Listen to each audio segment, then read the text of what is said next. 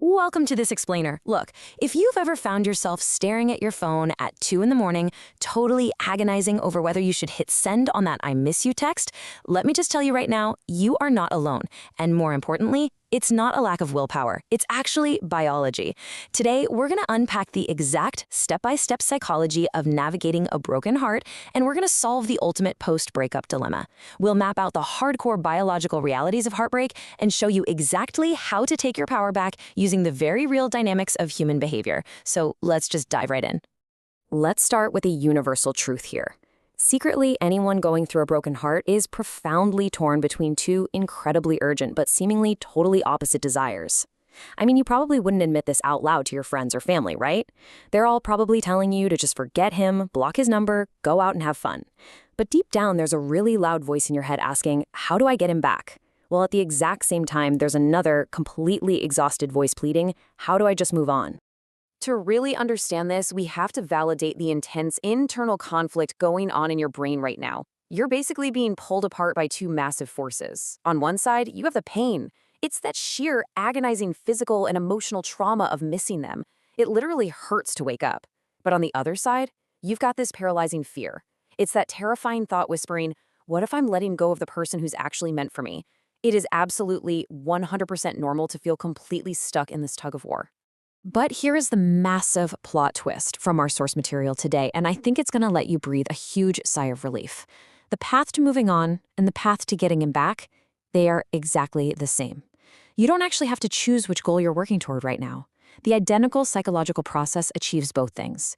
You don't need two completely different game plans. You just need to understand the underlying mechanism of this one single path. Okay, let's get into the first big piece of the puzzle, the breakup addiction. To really get why you feel so stuck, we have to stop framing your behavior as some kind of moral failure and start looking at it as a hardcore biological reality. The truth is, you're experiencing breakup addiction. Brain scans literally show us that romantic rejection activates the exact same neural pathways as cocaine withdrawal. Crazy, right? You are quite literally addicted to the feeling of being with that person. The source notes that a breakup is the biological equivalent of having your drug snatched away at the absolute peak of your addiction. Your brain is essentially starving for the dopamine and oxytocin it used to get every single day. Which brings us to this incredibly powerful quote from the material. You are in such severe pain and such intense withdrawal that your brain will try to convince you to do absolutely anything just to get your fix again. It's going to try to rationalize those late-night calls, it'll make excuses for his bad behavior, and it will bargain away your self-respect. This agonizing withdrawal is exactly what drives impulsive decisions. You're just trying to ease the overwhelming pain of their absence, even if it's only for a few fleeting minutes. And that brings us perfectly to our next section, the limbo loop trap. See, when you act on those intense withdrawal cravings, you aren't actually solving the problem. Instead, you're walking straight into a psychological prison called the limbo loop. It's a trap that keeps exes completely tethered together for months, sometimes even years, with zero real commitment. It's a vicious cycle where you feed your addiction for a temporary fix, like texting back or meeting up for a quick coffee, and by doing that, you instantly cause your ex's stakes in the relationship to absolutely plummet. Let's walk through how this trap actually plays out. Step 1, he reaches out. Maybe it's just a few days after the breakup and he's feeling a bit lonely. Step 2, you give in and connect, maybe over the phone, maybe you sleep together. Step 3, boom, instant gratification. You get that chemical fix your brain was screaming for. But step 4 is the real kicker. Because he got what he wanted, he completely escapes the reality and the pain of the breakup. The very second you give in, his stakes drop to 0. The absolute most crucial thing to realize here is that giving into this fix doesn't bring you actual joy. As the source says, it's not happiness, it's just comfort. It's basically a fleeting band-aid over a bullet wound.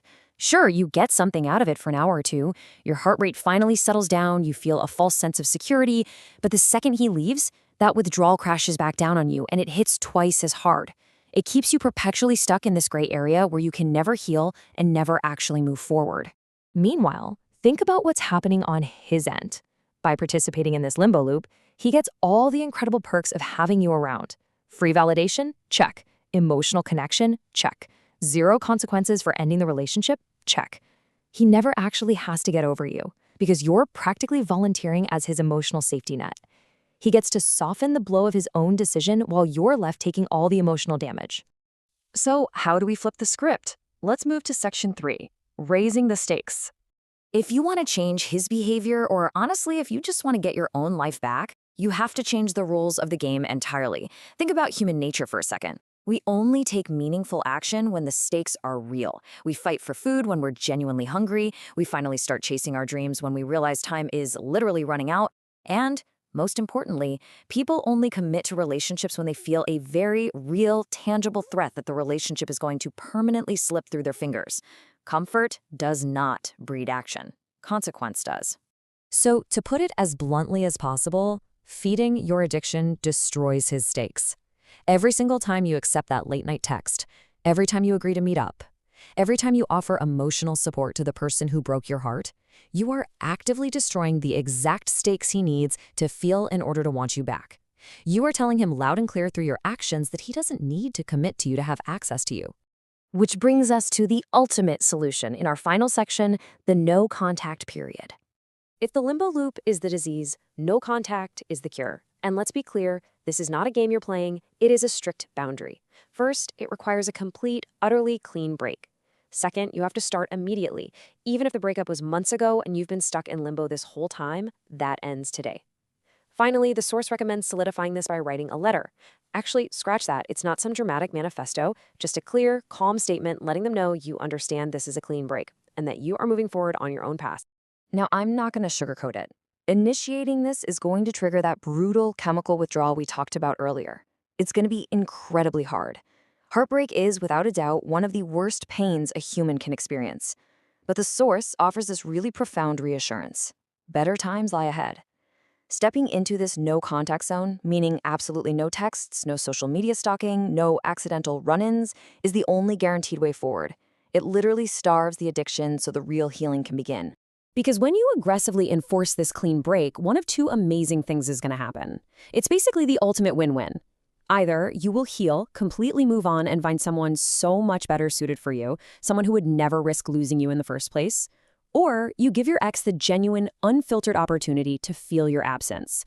By removing yourself entirely, you force reality to step in. It will either drastically upgrade your life or finally wake him up to exactly what he lost. Look, heartbreak leaves us feeling entirely powerless. But as we've seen throughout this whole explainer, you actually hold the key to completely changing the dynamic. Yes, it requires stepping into the awful discomfort of withdrawal, but it's the only way to build a better future. So, I want to leave you with this final thought to really ponder the next time you look at your phone.